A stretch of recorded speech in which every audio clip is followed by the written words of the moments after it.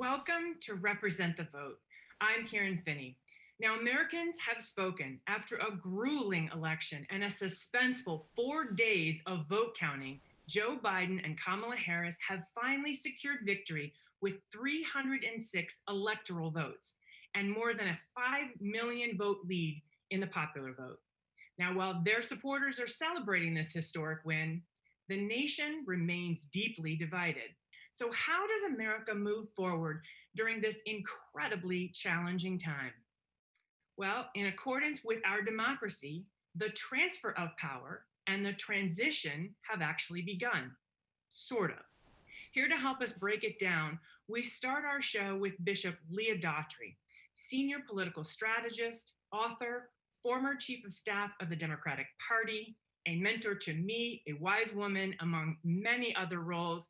Leah, thank you so much for joining. Now, you've been involved in a number of presidential transitions. So I'm wondering if you can help our viewers understand what's happening right now, because it's moving forward, but it's not moving forward. Help us understand what's happening. Well, Karen, we're in the middle period. The campaign has ended, but governing has not quite started. That will start beginning January 20th. So we're in this period of preparation. What is happening now at the presidential transition are three things. One, they are figuring out how to take the campaign promises and turn them into governmental and administration policies. The second thing that they're doing is going into the agencies, doing what is called agency review. They are taking a look at the structure, at the things that have happened that we know have happened, and the things that we don't know have happened over the last 4 years, and figuring out how they're going to reimagine that agency, restructure that agency to comport with what the president-elect's policies and priorities are. And the third thing they've got to do is staff up these 4,000 positions that have to be staffed in the new government. So, Leah, let me ask you to that staffing point. We've seen an announcement made about these agency review teams, and they seem pretty diverse. This was an issue that I know you and others really made a point of stressing with the Biden team, the importance of diversity on these transition teams as well as in the administration. Why is that so important? Listen, personnel is policy. Who you have at the table, who will be the people who are implementing policies, designing policies, transitioning the campaign's promises into the government policy is important. And it is important that the vice president, the president-elect, choose people who reflect the diversity of our nation, reflect the diversity of the people who brought him to the table, and who bring a diverse viewpoint. So that when we're talking about whether it's criminal justice reform, whether it's environmental concerns, whether it's good schools, that people who represent both the vice president's or the president-elect's policies, but also the electorate, the general electorate, and those who voted for him are represented at the table. So final question to you. We're seeing sort of a back and forth about the GSA, the General Services Administration, and I sort of liken it to like they're not handing over the keys. How do we think that's going to play out, and what should people be looking for? Well, it's problematic what is happening now with the GSA administrator not essentially handing over the keys. And really, Karen, there are keys to be handed over because there is space that is prepared for a presidential transition that includes the kind of security that is necessary for classified documents and so forth. They cannot access that space until the GSA administrator says so. Of course, the funding and all of these things. But when you think about the fact that we're in the midst of a pandemic, the president-elect is going to come in to a period where we're trying to figure out how to administer these vaccines, get everybody up to speed, take care of our people. And him not being able to talk with Dr. Fauci right now, he not being able to interface with the COVID task force is problematic and will slow down his ability to effectively get us out of this pandemic. Bishop Leah Daughtry, thank you so much for helping us break this down so we know what to look for in the next few days. Thank you. All right, we're continuing this important conversation with our distinguished panel.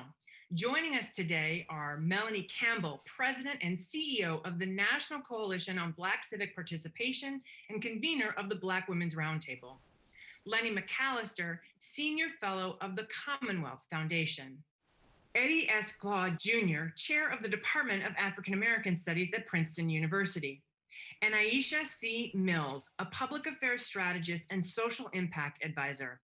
Guys, let's just jump right into it here. So I'm going to start with celebration because we need some celebration. So I'm going to start with you, Melanie. We have a Black woman vice president, and I know you were part of helping to make that happen. But we also, I think, should celebrate the fact that we have, again, a record number of Black women who will be returning to Congress and new members of Congress. Put that in context for us. What does that mean? For me, I'll just start with myself, right? Just being able to know just how long it took for Black women to really be fully respected, not just for our vote, but for our leadership. And so that was my initial response when Senator Harris was nominated, and then of course ultimately the victory that we all so many of us celebrated on Saturday. But it's also understanding that this moment, and one thing that she said that made me also filled with joy when she said, "I don't plan for me to be the only one." So breaking through those barriers for generations that are coming, not just saying, "Hey, I made it." And I think that really much that for me also lifted my spirits, but also really understanding that Black women voted 91%, right? And we're looking to cash a check. and we're saying, love everybody, right? And I said everybody. That's right. We learned from the past that we have to push. I don't want you just to talk about women of color. I want you to break that down and deal with it from a race and gender lens. I've been in conversations already where folks are just all excited, and you look up and I feel like I'm back in time, and we're going to have to really push for people to be able to look at this.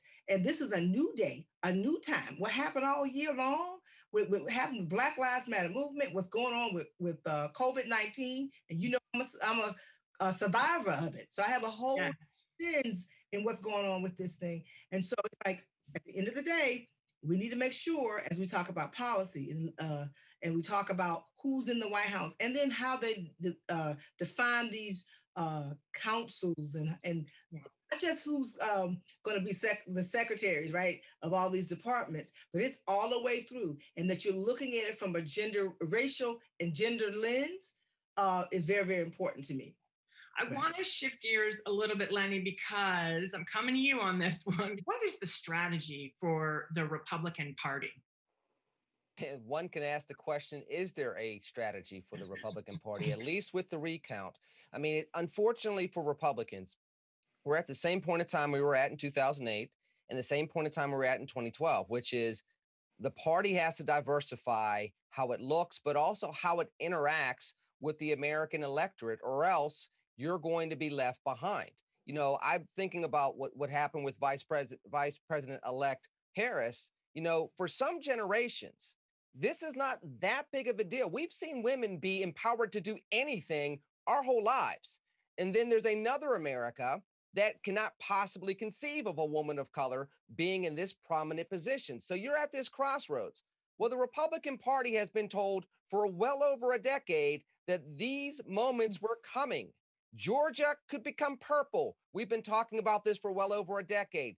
Texas could be in play. We've been talking about this for well over a decade. 2020, especially with all the unrest and the pandemic and the economic impact of the pandemic and the shifting demographics, should not shock any Republicans at all. If the strategy is to try to win in 2022 by hanging on to the Trump legacy and not dealing with the shifting reality in America, Republicans were going to be right behind the 8 ball once again, asking the same questions that were asked after 2008 and after 2012.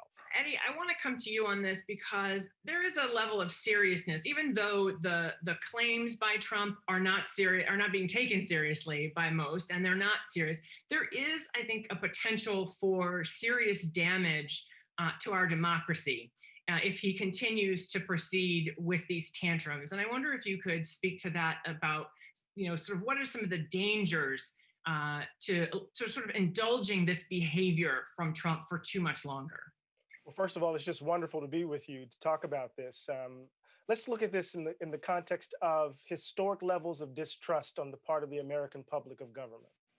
So before Donald Trump even ascends, before Trumpism even takes hold, there is a creeping sense of distrust on the part of everyday ordinary Americans about government itself, right? That they failed to deliver, that they failed to address the everyday circumstances of everyday ordinary people. And then you get 2016, and remember, he had already set the stage to delegitimize the outcomes of that election. He was already eroding, right, public trust of elections even during that period.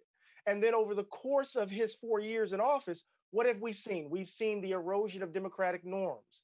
We've seen the institutions of government gummed up by hyperpartisanship and by doubt. So the People's House, tied up by hyperpartisanship.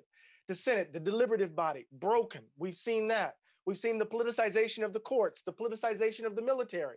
And so what we're seeing here, I think, is very clear. Termites eating at the very foundation of our democracy. And, I'm from the South. When you got termites in the floor, you know what that means, right? If you don't tend to it, you're going to have to pull up the whole thing.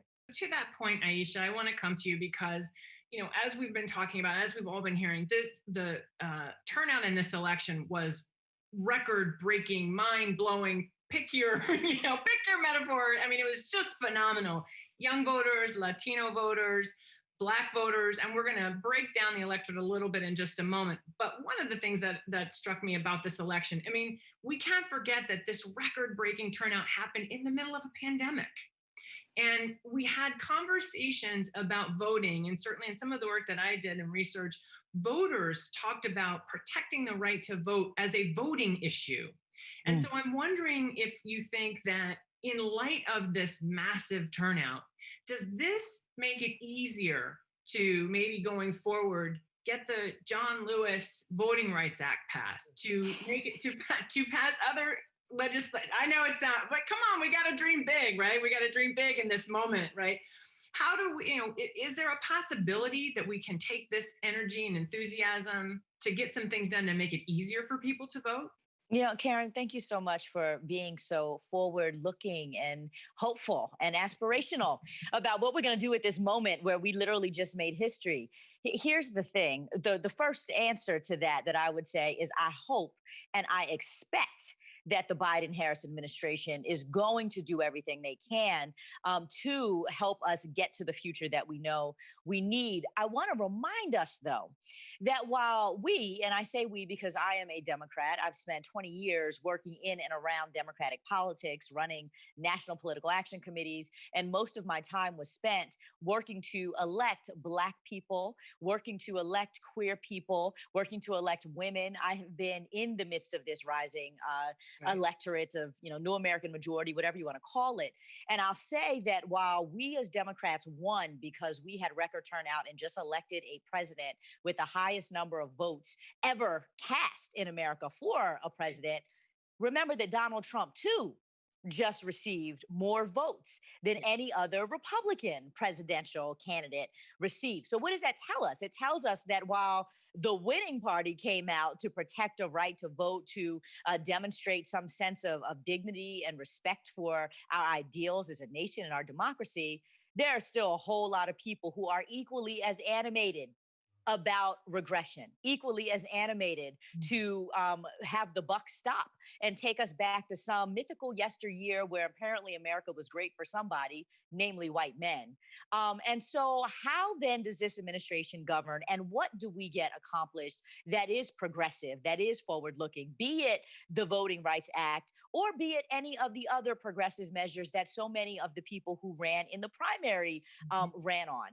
That is the question here. And I also identify with I would say the left of center, the more progressive side of the Democratic Party.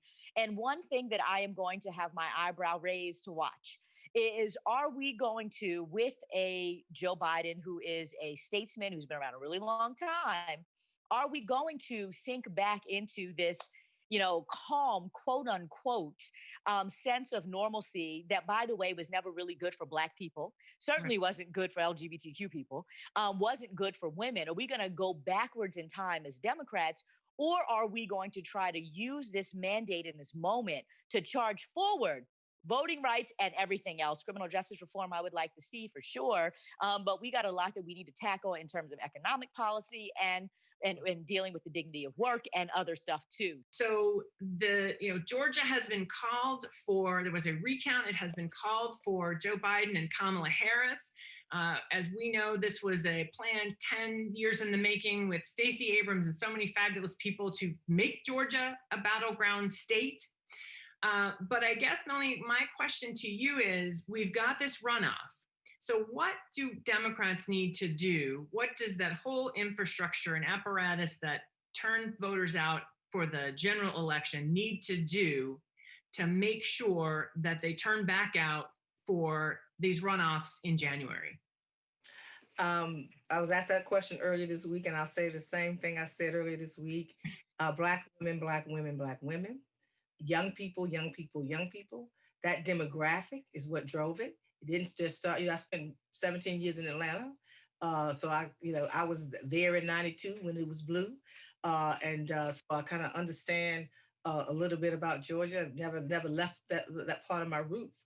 And so part of what has to happen is the same things that people showed up for were to make sure that the candidates who spoke and that ticket did. It spoke to issues around unapologetically about dealing with structural racism, the things and how that manifests in anything we're talking about. Eddie, one thing I want to raise here is, I think part of what may have propelled the electorate in 2020, aside from all of the incredible hard work that so many organizations have done, including LaTosha Brown's Black Voters Matter. She was on our show previously, obviously Stacey Abrams. But how there was a sense after 2018 when Stacey lost that people felt, gypped, if you will, right? They felt like it had been stolen. And I hate to throw that word around when we have a president who's throwing it around erroneously. But part of what turned people out in 2020 was, we're not going to let that happen again. Do you think that could be part of what mobilizes voters again? Because it's hard to ask folks to come out, if you came out in November to then say, we need you to do it again in January. Could that be a motivator to sort of make this, lay down this marker to say, we're not gonna have that? In part, it could very well be. Look, I know that the historic turnout that we just experienced has everything to do with the fact that many of us wanted to see the back of Donald Trump's head, period, right? And so just as he animated his own base on the Republican side, he also animated the base on the Democratic side. Mm-hmm. So what happens when you take him off the ticket, when he's not the issue? And that's a question we're going to have to grapple with. But what I do know is this, is that not only did Stacey Abrams organize, right, after Kemp and the shenanigans of the Republican Party in Georgia, not only did she organize, but you had Project South, Black Voters Matter. Folk were organizing on the ground. And what we don't need, right, if we're going to get the kind of mobilization that is required in January 5th, is a kind of political gentrification, where you're going to have folk who come in from the national office, who are going to bring their consultants, who are going to come in and tell you how you need to run your elections, and folk who have been on the ground in Georgia, doing the hard work day in and day out, who know how to turn out Gwinnett, who know how to turn out Clayton and Cobb and Fulton, who know what to do in that Atlanta metro area, who know what to do in Athens and Savannah, right, and Augusta, and we can go down the line, right? If we have political gentrification where you get this language, I'm already hearing some of it in Warnock's voice. People tell you have to bank to the center. Yeah. Then you might wind up having a depression of the vote and not getting the kind of excitement we need. Here's an interesting dynamic with all of this as well. You have to understand that, yes, you have this momentum going into January if you're a Democrat, but if you're a Republican, you could possibly be liberated that Donald Trump is no longer on the ticket. You can be a different type of Republican candidate. So you as well might be able to go a little bit further to the center. You might be able to walk away from some of his comments. If Donald Trump says something off base in December, what are the odds? You don't have to co-sign on that anymore. Whereas going into November, where Georgia has been red for going on 30 years, you feel like you have to walk arm in arm with the president because generally speaking, it's helped your fundraising. Generally speaking, it should help you in the polls. Well, he's now a lame duck president.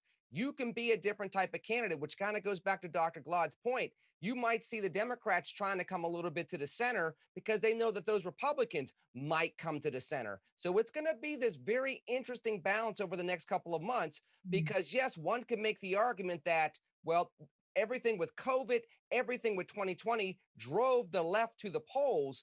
But at the same exact time, Donald Trump drove the left to the polls. And now that boogeyman is gone. And I don't care. Mitch McConnell does not resonate with anybody nationally quite the same way for or against that Donald Trump has since 2015.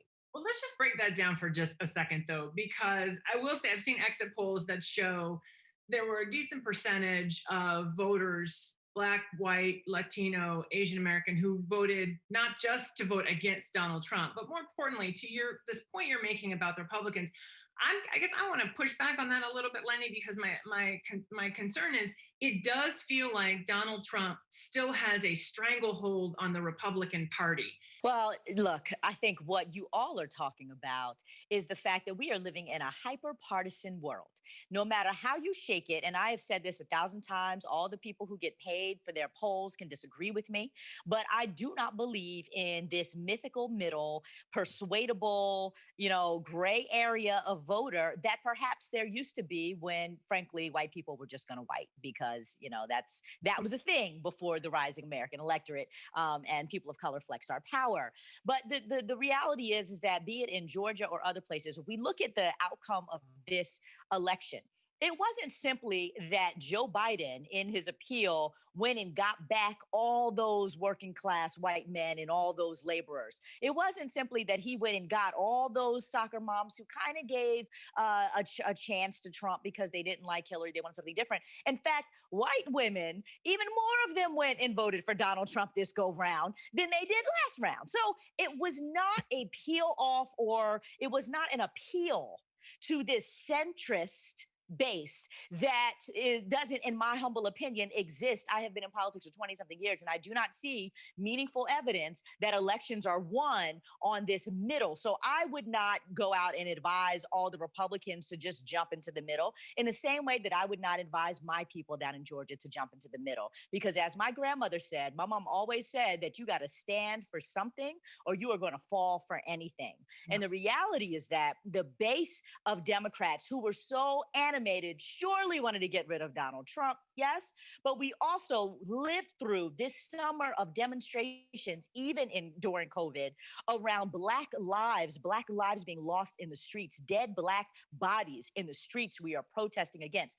Over 230,000, 40,000 people at this point are dead from the worst pandemic we've seen in a generation. We are animated and excited about doing something to solve that crisis. We are out here marching because we want health care. We are out here just, frustrated with what's happening in the courts. We want a lot of things and not just simply want to get rid of Donald Trump, but the issues do matter. We also are still a very divided country. And I think the turnout tells us that. And so I guess my question to you as a follow-up is, help us make sense of what does this mean about where we are as a country as we think about where we need to go and how we start to get some movement on the agenda items that Aisha was just talking about. Pundits across mainstream media were saying that Donald Trump was just simply governing to his base and that he didn't understand political math, that he couldn't win with that 30 to 40%, that he would have to expand his base. And Donald Trump was banking on two things. One, he was banking on expanding his base by appealing to disaffected white voters, those white voters who did not vote who thought that the system, the government had turned its back on them. And how did he appeal to those disaffected white voters? White grievance, white resentment, white fear. And we saw it worked. What's the second part of his strategy, or that strategy? Was to bank on the selfishness and greed of Republicans who call themselves Republicans. That is to say, those folk who are more concerned about their 401ks, more concerned about stock markets. They don't have to be racist, they're just greedy.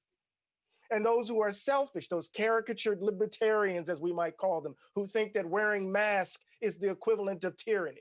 Right? Being forced to wear a mask is the equivalent of tyranny. So Donald Trump, as I've said before, sat in the sweet spot between white supremacy or race and racism, selfishness and greed. So when we begin to think about what the 71 plus million folk represent, on the one hand, we can say and I'll say this very quickly, we can say that racism is deep in this country, right? It cuts deep and it still haunts our democracy. But the other thing is selfishness. Right. And what I mean by that, for the last 40 years, we have been living within an economic and political frame that has told us that we're not necessarily citizens, but rather we're self-interested persons in pursuit of our own selfish aims and ends, in competition and rivalry with others. And if we're viewed as just simply selfishly pursuing our own aims and ends, it becomes very difficult to imagine the public good. And so you got a lot of folk out there just voting to keep mine. I don't want them to give it to them. And so that kind of selfishness threatens the very fabric of the country, because people voted for a man that they know is incompetent, that they know lies through his teeth, that they know is corrupt and just simply a master level grifter. And they voted for him anyway. Why? Not just simply because they're racist, but because they're greedy and they're selfish. And that means democracy is in deep trouble. How does Joe Biden and Kamala Harris, how do they start to bring us together to try to govern in some way? Then these last 3 years have really been about survival, concern about our safety, right? Life and death. That's the part of the drumbeat I'm talking about. And I don't care which way we ask the question, it came back to, if I said, what are you concerned about when it comes to your family? What threatens your family? Racism, rising hate crimes, and other issues that are about safety. Well, what do you want the president of the United States to address? Racism, structural racism, criminal justice, policing, things that have to do with life and death. And then when we did this poll coming out on election day, Black men, Black women, young folks, and I'm gonna tell you, and we're gonna kind of sneak a peek of some stuff we're gonna release next week with our poll. It's the same issue. So so how if this administration doesn't address those things, I think that people will feel like, here we go again. Is there a sense within Republicans, or is it starting to come? I know we're still in this transition that you're going to have to work with the Democrats to get some of these things done. I think that there's twofold to this, Karen. I think number one, that yes, I think Republicans are looking at the results and seeing the fact that, okay, 18% of African-American men in exit polls voted for Donald Trump. 9% of Black women voted for Donald Trump. Those were both double the margins from 4 years ago, despite the pandemic, despite the economic collapse that we saw in 2020, and despite the protests.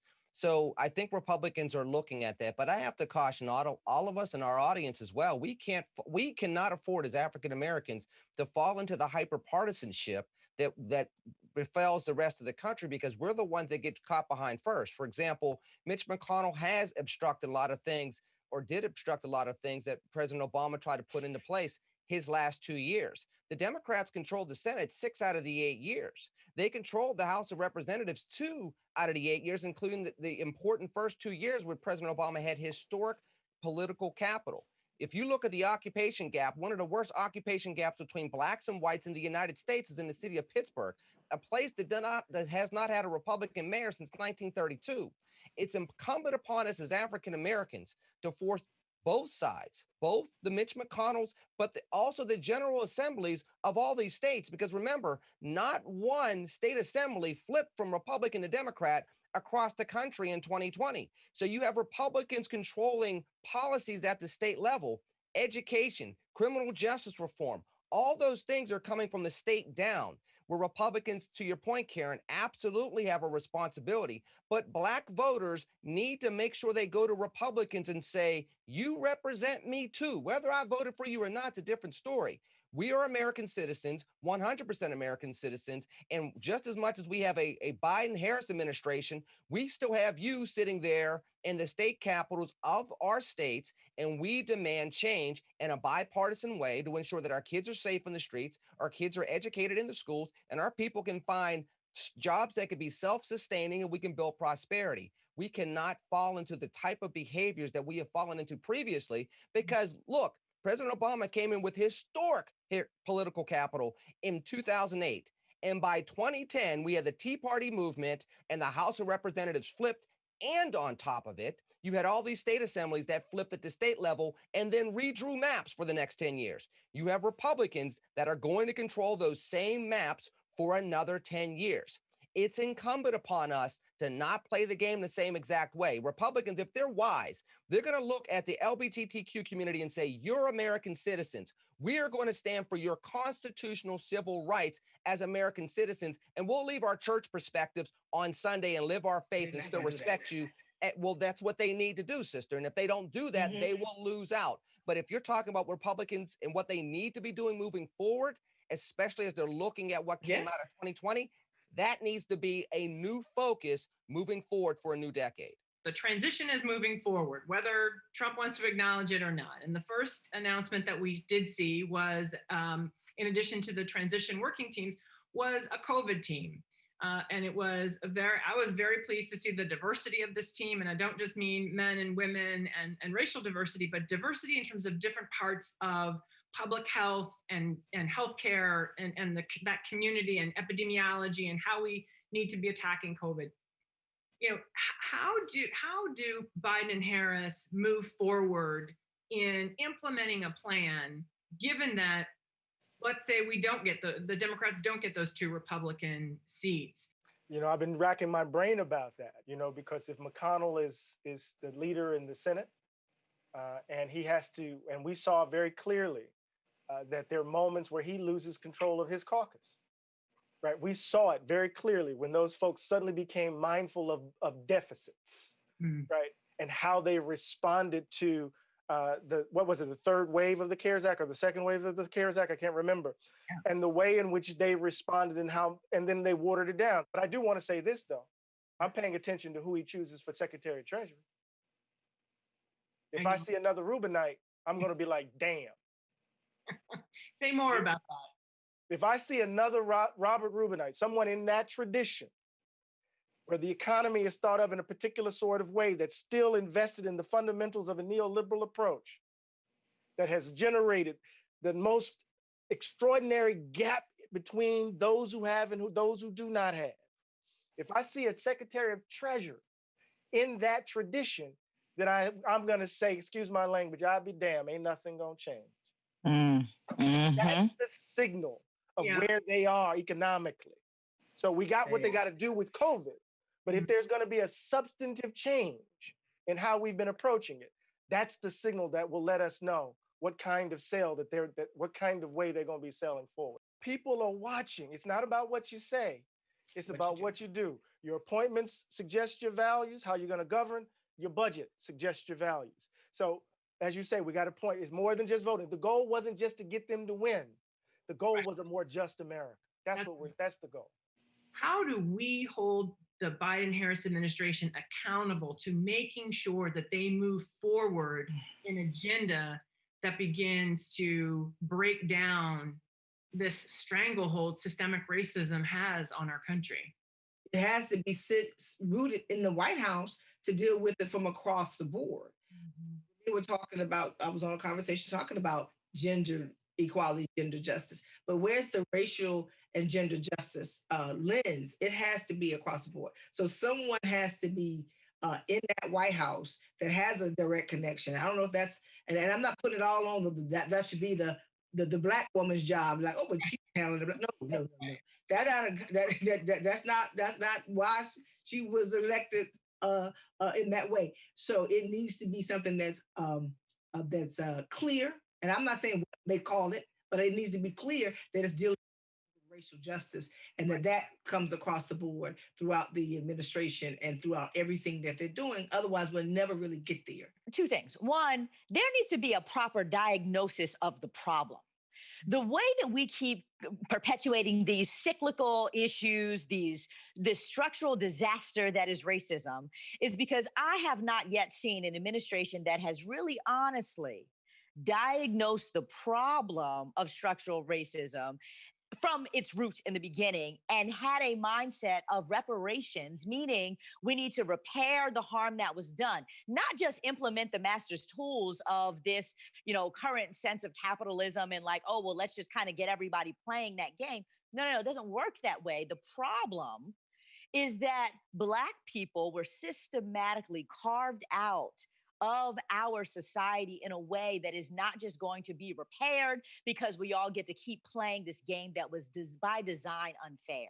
Right. So from an economic lens, I think that what this administration needs to really consider is, one, as we're putting forth government aid relief, solutions to the COVID crisis, the economic crisis that is ensued around that as well, how are we disproportionately meeting the need in a way that we are benefiting the people who are disproportionately affected? And number two, as we understand that the problem that people have is their pocketbook because we don't value everybody's contribution to our communities, how do we think about work? How do we think about who contributes to working, to the economy, who is doing the labor in our country in a way that is more equitable and not charitable? How can Republicans partner on this issue? I think that Republicans can bring their ideas to the table. And if there's anything that the Biden-Harris administration or governors or leaders at the states can do, is focus on the innovation and remember that you're not trying to fix systemic racism by its symptoms from 1972 or 1980. A lot of times politicians get in and they try to fix the racism that they grew up with and forget that they're 60 years old. Racism is different now in 2020. The dynamics are different. Even the players are different. You're going to have some Black folks that want to keep the system just the way it is. There are going to be some people at certain socioeconomic levels that want to keep the system just the way it is. I mean, Clarence Thomas sits on the Supreme Court, voted against affirmative action, and benefited from affirmative action. You wouldn't have seen that dynamic in 1972 with the Thurgood Marshall. We have evolved as a nation, and therefore, if we're looking at how to fix systemic racism, yes, we must look at the history of it, but we must fix what we're dealing with right now. And if we're able to do that, it will force us to be innovative, which should ideally force us to be bipartisan in some of this stuff, because the bottom line is Republicans like an economy that is strong, and Black people obviously spend money too. And if you take that perspective and say, what do we fix for 20, 21, 22, we can actually fix racism moving forward rather than constantly, back to Melanie's point, constantly looking back, trying to understand 60 years ago and lose another 1 or 2 generations to systemic racism and the scourge that it's been. All these issues that we're talking about, that this new administration is going to confront, they're going to do it. Congress is the responsibility, but we have a responsibility as well to stay engaged and keep up the pressure. So I wonder, what would your message to those folks who came out and voted this time be, in terms of why they need to, be almost watchers on the wall to make sure that these things actually happen that we voted for? They actually let us know. We don't need to let them know. They have grown up in a context of catastrophe, from the planet to the economy to mass shootings. They know this place is broken. They're very clear about it. And they're reaching for languages to figure out how to imagine a different way forward. So I say, I'm thinking of Jimmy Baldwin right now. And Baldwin says that human beings are at once disasters and miracles. Right? We have to protect ourselves from the disasters that we've become. But if we show up, there's a chance for a miracle. So that's all we need to do is keep showing up. All right. Keep showing up. Thank you so much. That is a beautiful place to leave it. Thank you to my guests for joining me, and thank you all for tuning in to our program.